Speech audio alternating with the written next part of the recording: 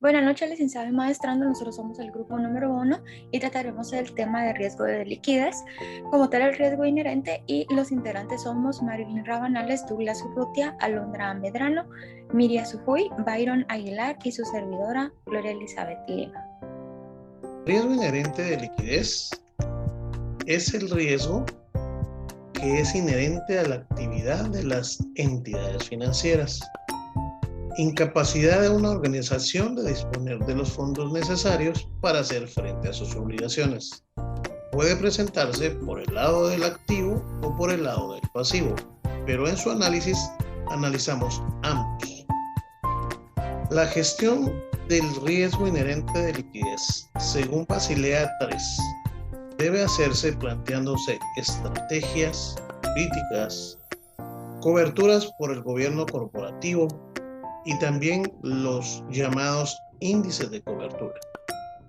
Dentro de las personas expuestas, encontramos que están las personas o familias, personas particulares por supuesto, empresas del sector real, inversionistas institucionales no bancarios, el Estado como tal y entidades financieras de todo tipo. El análisis del riesgo inherente de liquidez es importante realizarlo en conjunto con el análisis de otros riesgos, puesto que estos riesgos también tienen correlación con el riesgo de liquidez. Analizamos el riesgo operacional que puede afectar la liquidez de la empresa o el riesgo reputacional que también puede influir dentro de la liquidez que la empresa en dado momento pudiera tener, o el riesgo de crédito que también repercute dentro de la liquidez propia, el riesgo de mercado o el riesgo de concentración también. Total, los riesgos financieros están involucrados entre sí. Indicadores de liquidez. Los indicadores de liquidez son una clase importante de métrica financiera que son utilizados para determinar la capacidad de un deudor para pagar sus obligaciones de deuda actuales sin obtener capital externo. Tipos de indicadores de liquidez. Existen básicamente 4 tipos de indicadores de liquidez: liquidez corriente, liquidez seca, liquidez inmediata y liquidez general. La liquidez corriente. El índice de liquidez corriente tiene un enfoque a corto plazo. Por eso, para calcularlo, es necesario consultar el activo circulante del negocio, así como las obligaciones financieras inmediatas. La fórmula para su cálculo sería activo circulante dividido pasivo circulante. La liquidez seca es un enfoque aún mayor a corto plazo. El índice de liquidez seca excluye del activo circulante el stock del negocio, pues es una cuenta que entran solo los recursos que ya posee la empresa. La liquidez seca es por lo tanto menor que la liquidez corriente. La fórmula sería activo circulante menos stock dividido pasivo circulante. La liquidez inmediata. Al contrario de los otros índices de liquidez citados, este cálculo no lleva en consideración el activo circulante, solo lleva en cuenta los recursos que ya posee la empresa. En otras palabras, el saldo de las cuentas bancarias, el capital en caja y las inversiones financieras con liquidez inmediata. La fórmula para su cálculo sería disponibilidad dividido pasivo circulante. Y como último, la liquidez general. Con enfoque a largo plazo, el índice de liquidez general lleva en cuenta los recursos de la empresa que ya tiene, además de los que vendrán. Lo mismo vale para las obligaciones. Los datos necesarios para su cálculo son encontrados en el balance patrimonial de la empresa. La fórmula para su cálculo sería activo circulante más realizable a largo plazo dividido pasivo circulante más pasivo no corriente. Continuando con nuestra presentación, se hablará sobre la volatilidad de caja. ¿Qué es volatilidad? Es un concepto estadístico que mide la variación que se produce en las cotizaciones de los activos financieros en un periodo de tiempo determinado. Matemáticamente se calcula como la desviación estándar de la rentabilidad de un activo con respecto a su media, medido por tanto en porcientos. Cuanto mayor sea la volatilidad, mayores serán las oscilaciones de los precios de los activos respecto a la media. Esto quiere decir que si es bajo, el grado de dispersión será mucho menor. Dentro del flujo de caja evaluaremos su definición, el cual es el resultado de comparar el conjunto de cobros y de pagos que se producen en un periodo de tiempo determinado. En otras palabras, esto quiere decir que va a determinar el estado de liquidez del negocio, es decir, el dinero que se espera tener en un momento determinado, registrando los ingresos en el momento que se espera recibir y los egresos en el momento que se espera que se paguen. Asimismo, el flujo de caja tiene como propósito medir la disponibilidad del efectivo para cancelar deudas contraídas a terceros, remunerar inversiones con accionistas de la compañía y suelen también mirarse hacia el futuro para controlar y determinar la liquidez, estableciendo necesidades de financiación.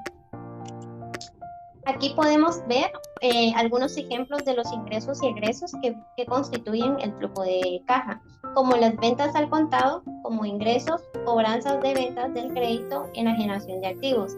Algunos egresos pueden ser los pagos de remuneraciones de beneficios sociales a los trabajadores, pago de impuestos, desembolsos de otros activos fijos.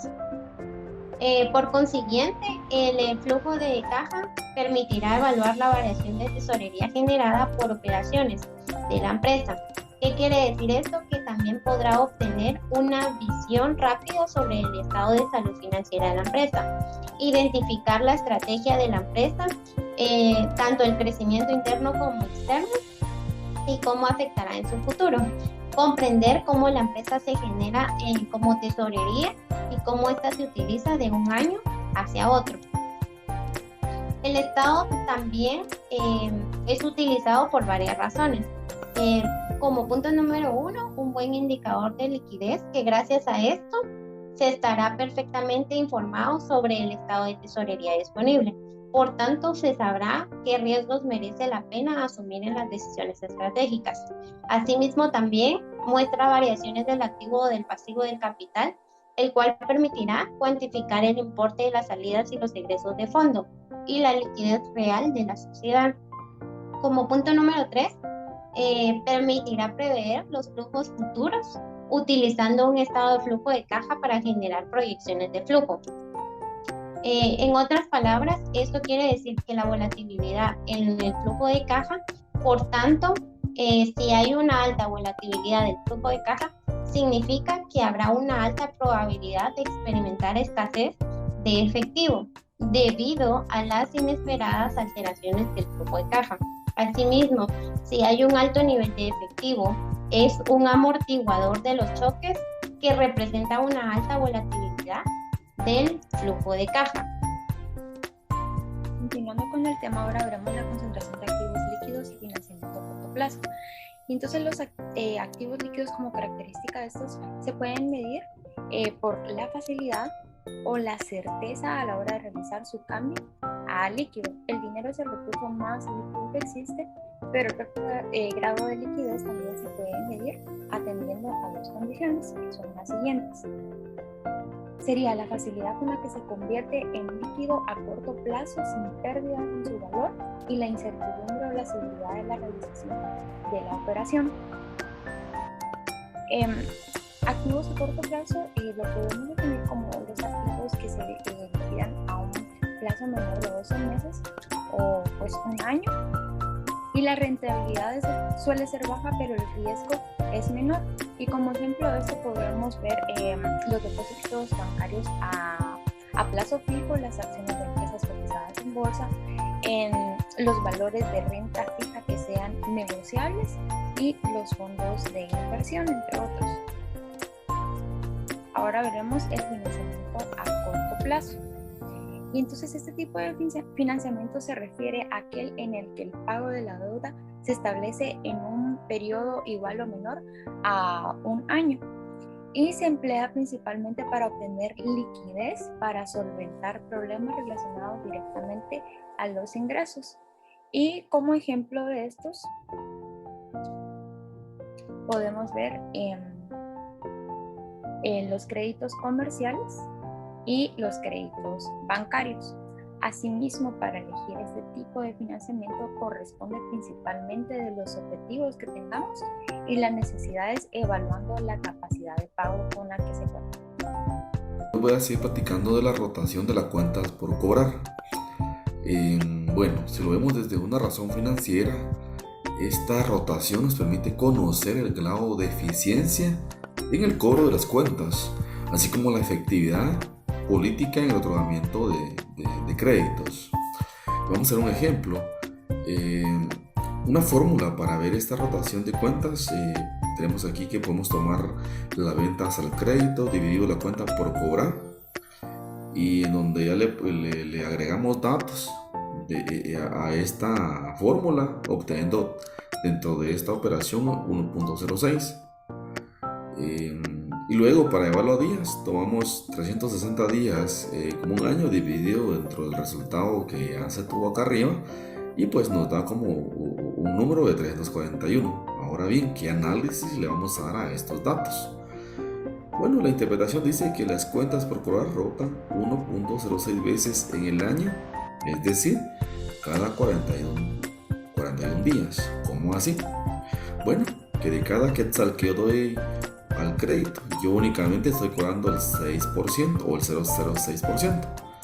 Y este 0.6 o 1.06, al momento que yo lo lleve a días, significa que yo estoy cobrando a cada 341 días dentro del año.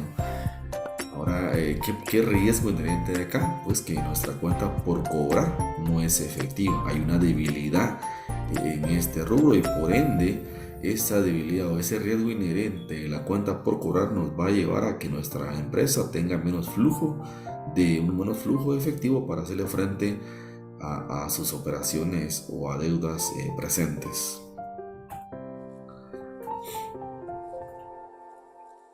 Ahora, viéndolo desde el otro ángulo, la rotación de cuentas por pagar, siempre por medio de una razón financiera, pues vamos a analizarla, y que aquí nos va a permitir conocer el grado de eficiencia de las cuentas por pagar de la empresa y mide la frecuencia con que se pagan dichas cuentas.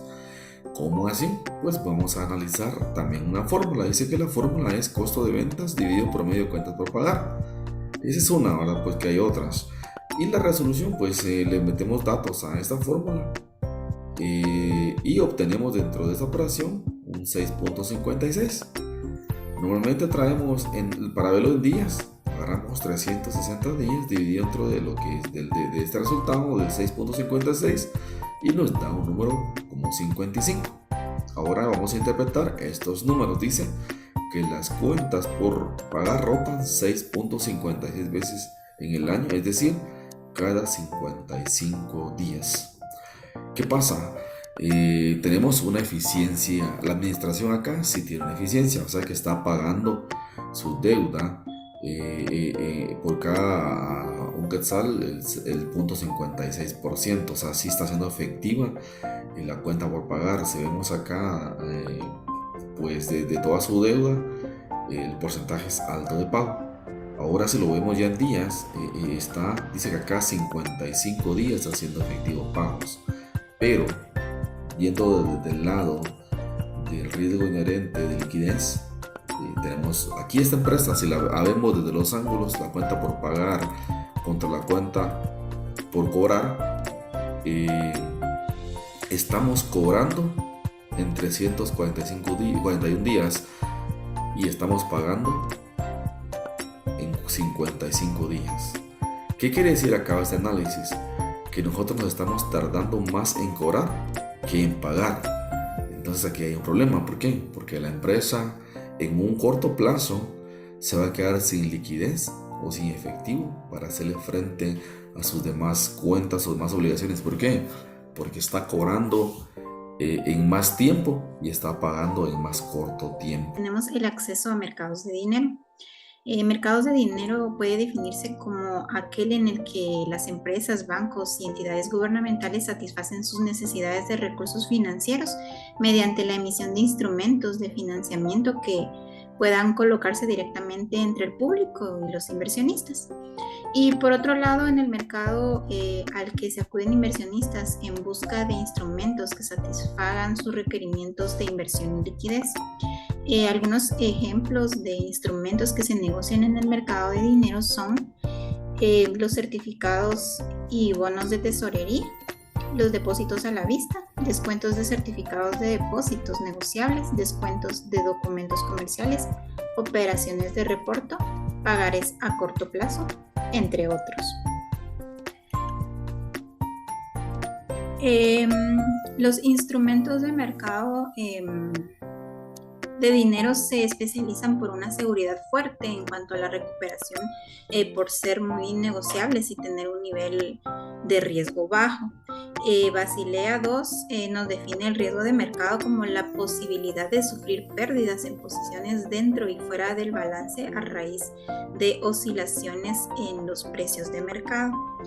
Y bueno, pues los riesgos están sujetos a este requerimiento de capital son los siguientes. El riesgo inherente a las acciones y a instrumentos relacionados con los tipos de interés en la cartera de negociación, y el riesgo de divisas y riesgo de productos básicos. Gracias.